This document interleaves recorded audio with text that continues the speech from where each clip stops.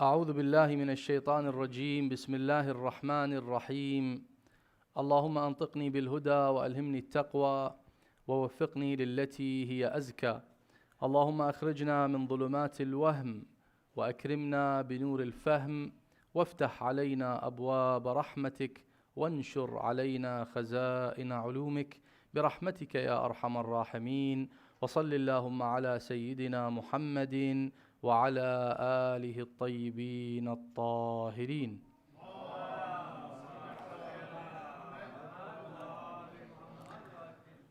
الحمد لله الذي لا يخيب من دعاه ولا يقطع رجاء من رجاه، وأشهد أن لا إله إلا الله وحده لا شريك له، وأشهد أن محمدا صلى الله عليه وآله عبده ورسوله، وأشهد أن أهل بيته المعصومين حجج الحق على الخلق أجمعين، وأبرأ إلى الله من أعدائهم من الأولين والآخرين.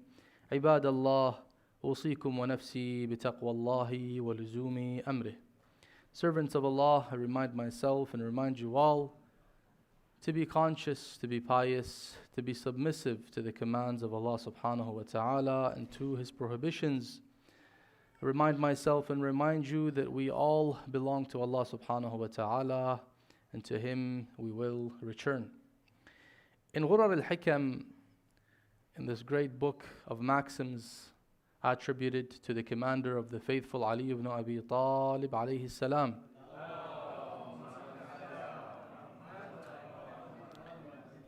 our beloved Imam alayhi salam says, actions are the fruits of intentions.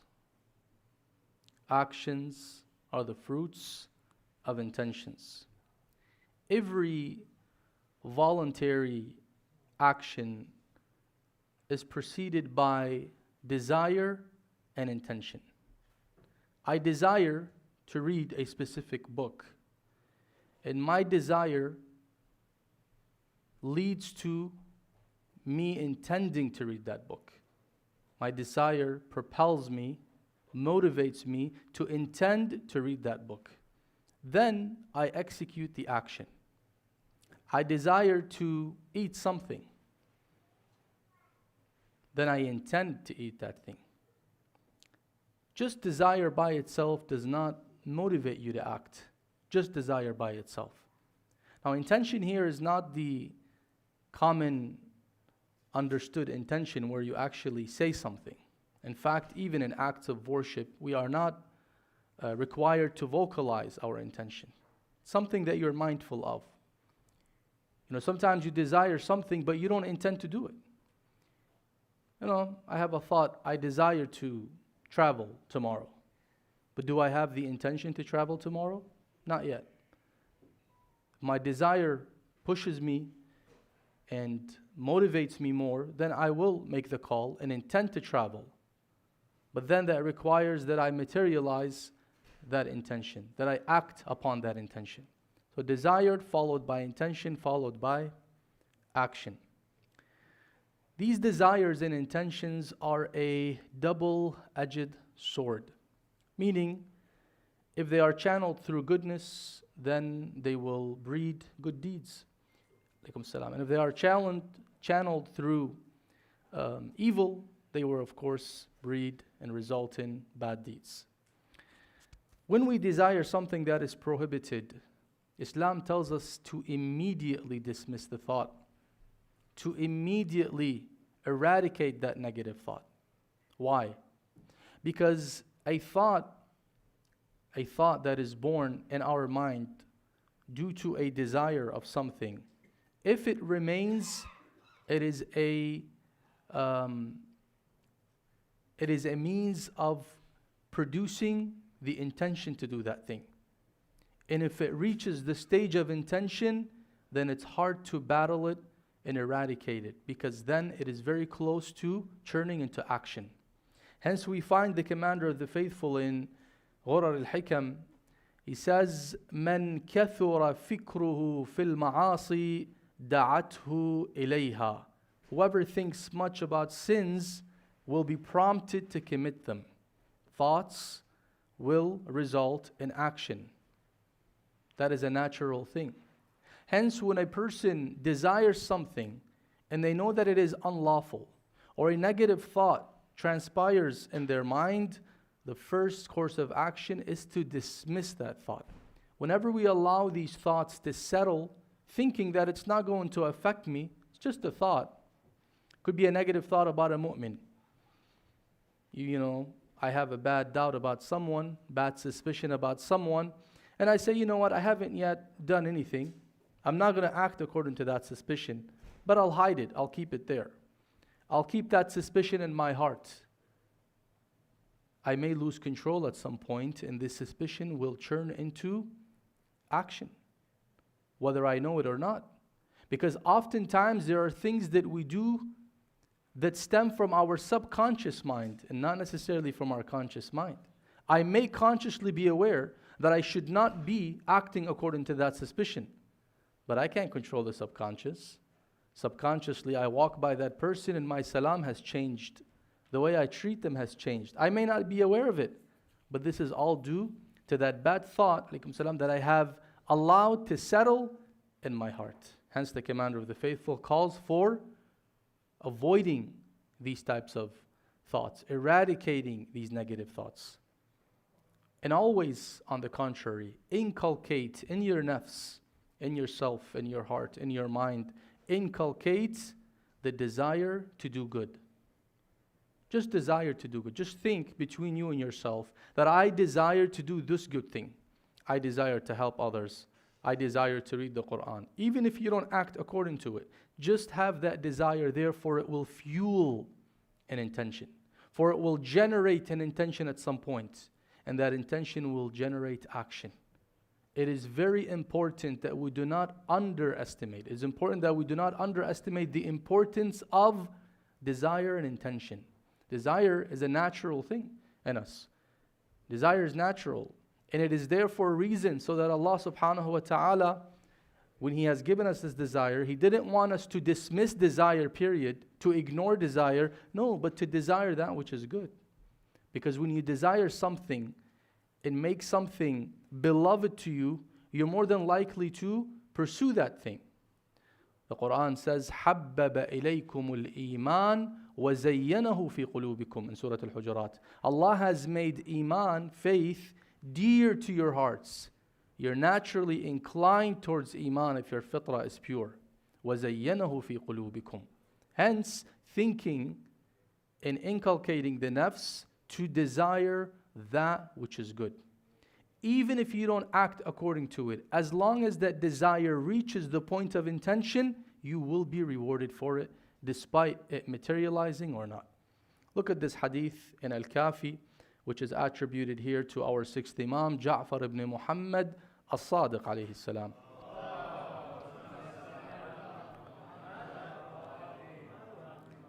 He says, إِنَّ الْعَبْدَ الْمُؤْمِنِ الْفَقِيرِ ليقول يا رب ارزقني حتى أفعل كذا وكذا من البر ووجوه الخير فإذا علم الله عز وجل ذلك منه بصدق نية كتب الله له من الأجر مثل ما يكتب له لو عمله إن الله واسع كريم.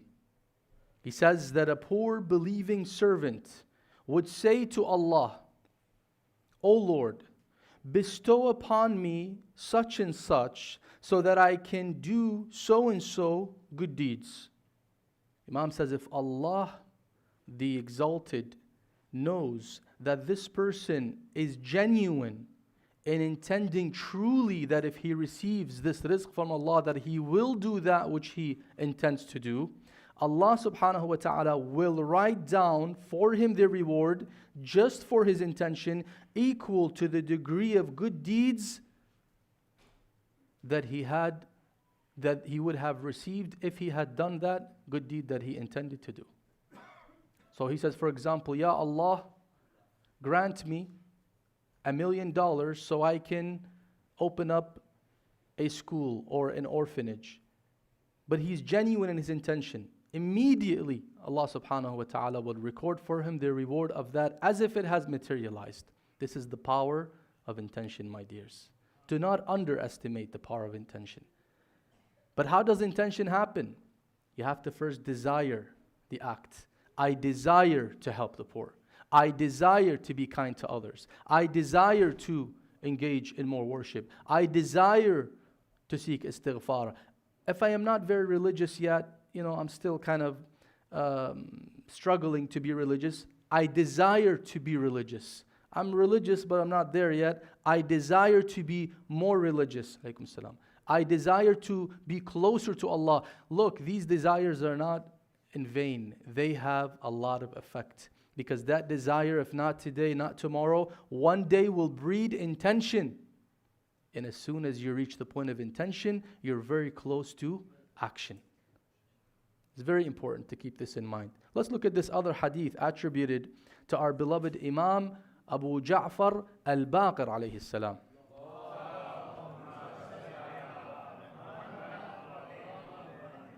He says, إِنَّ الْمُؤْمِنَ لَتَرِدُ عَلَيْهِ الْحَاجَةِ لِأَخِيهِ فَلَا تَكُونُ عِنْدَهِ فَيَهْتَمُّ بِهَا قَلْبُهُ فَيُدْخِلُهُ اللَّهُ تَبَارَكَ وَتَعَالَى بِهَمِّهِ الْجَنَّةِ. Look at this very, very noble and very precious hadith. The precious words of the Ahlul Bayt honestly cannot be described. No matter how much we talk about their words and their wisdom, we will never reach. Their words are from light. They are inspiration from Allah subhanahu wa ta'ala.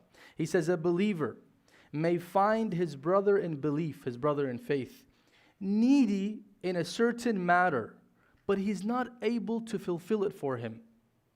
So I come to find that there's a brother in this community, a sister that has a haja, and I genuinely wish that I can fulfill it for him, but I'm just not able. My hands are tight.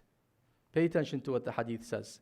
He says that Allah subhanahu wa ta'ala will admit that person to paradise just because of that hem, that worry that he has to fulfill the need of that brother. This is how powerful it is. Because oftentimes we assume that Islam is all about just beliefs and then engaging in the rituals and engaging in action. No, there's something else between beliefs and actions, and that is good intentions. Good intentions. Just like how bad intentions have serious repercussions on a person, likewise good intentions. Hence the Rasul Muhammad sallallahu alayhi wa alih.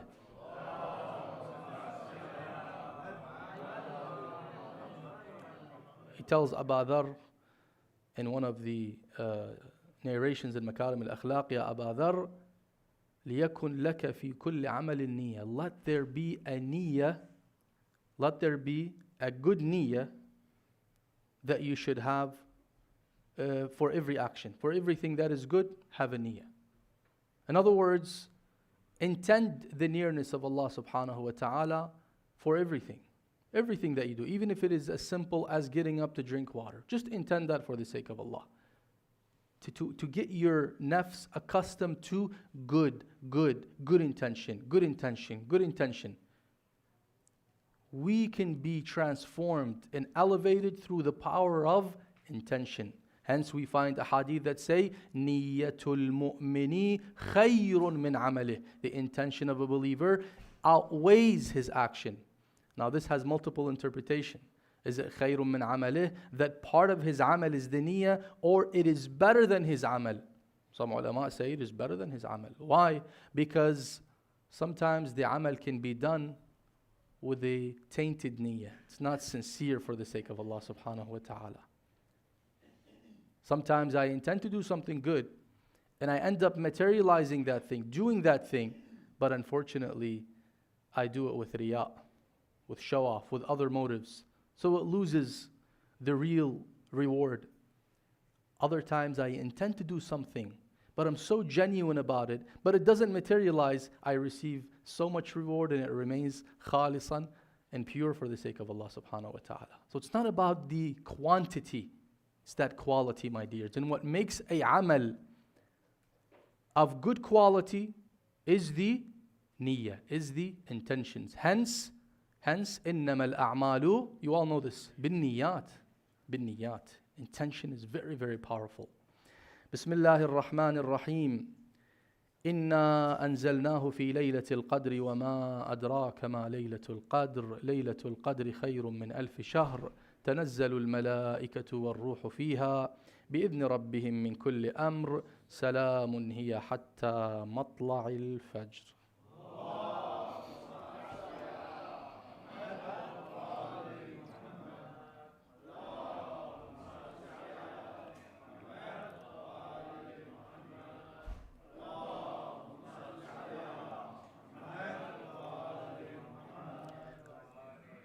أعوذ بالله من الشيطان الرجيم. بسم الله الرحمن الرحيم. اللهم صل وسلم وبارك على طه الأمين وعلى أخيه ووصيه علي أمير المؤمنين وعلى بضعته الصديقة الطاهرة فاطمة سيدة نساء العالمين وعلى سبطي الرحمة وإمامي الهدى الحسن والحسين وعلى 9 المعصومين من ذرية الحسين علي السجاد ومحمد الباقر وجعفر الصادق وموسى الكاظم وعلي الرضا ومحمد الجواد وعلي الهادي والحسن العسكري والحجة الخلف القائم المهدي صلاة كثيرة دائمة.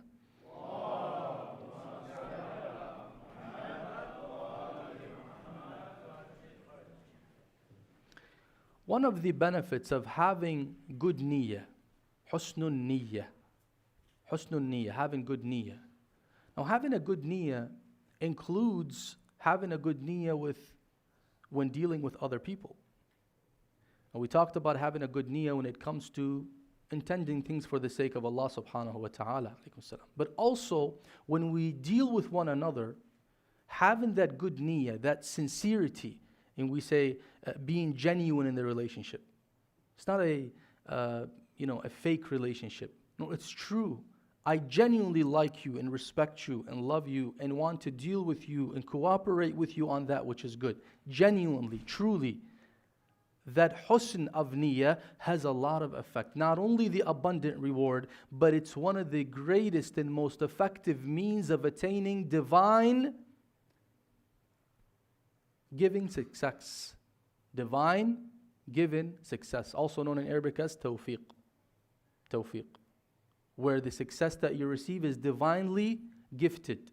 Allah subhanahu wa ta'ala, certain people, because of certain actions, because of certain merits, allows them a special level of support, a special level of tawfiq. Some say, why is Allah giving tawfiq to this person and not to that person? And why is Allah subhanahu wa ta'ala giving that person more tawfiq than that person? In the beginning, it wasn't allotted like that. It's allotted based on that person's capacity and that person's doing. And one of the means of attaining more tawfiq is having that good intention. Not playing around and hiding behind the bush when you deal with one another. When you deal with one another genuinely and sincerely and honestly, Allah subhanahu wa ta'ala will open for you gates and gates of tawfiq. That which you can imagine and that which you do not even imagine and anticipate. The commander of the faithful, Ali ibn Abi Talib alayhi salam.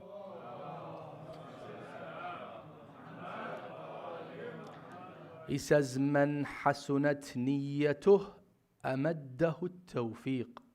One whose intention is good is assisted with God-given success or divine-given success. Not only that, look at the power of intention.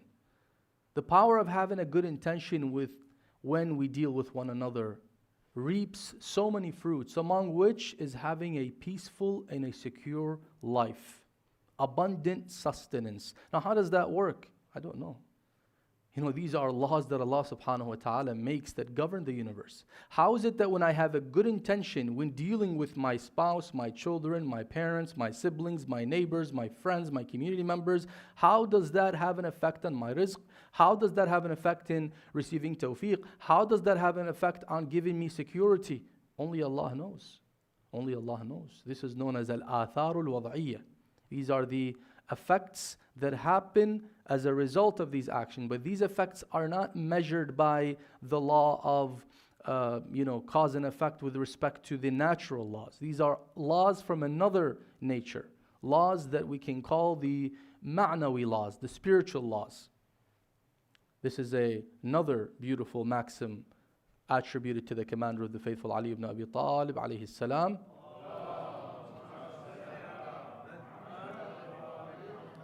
He says, وصول المرء إلى كل ما يبتغيه من طيب عيشه وأمن سربه وسعة رزقه بحسن نيته وسعة خلقه. A person's attainment of all that he wishes for, such as having a good life, a secure path, meaning security, you can go and come safely, and an increase in wealth, is through the goodness of his intention and excellence of his character. So my dears, brothers and sisters, let us remember that having a good intention with Allah and with the servants of Allah has all these great effects and even more. اللهم اغفر للمؤمنين والمؤمنات الأحياء منهم والأموات تابع بيننا وبينهم بالخيرات إنك قاضي الحاجات مجيب الدعوات بسيدنا ونبينا محمد عليه وعلى آله أفضل الصلوات.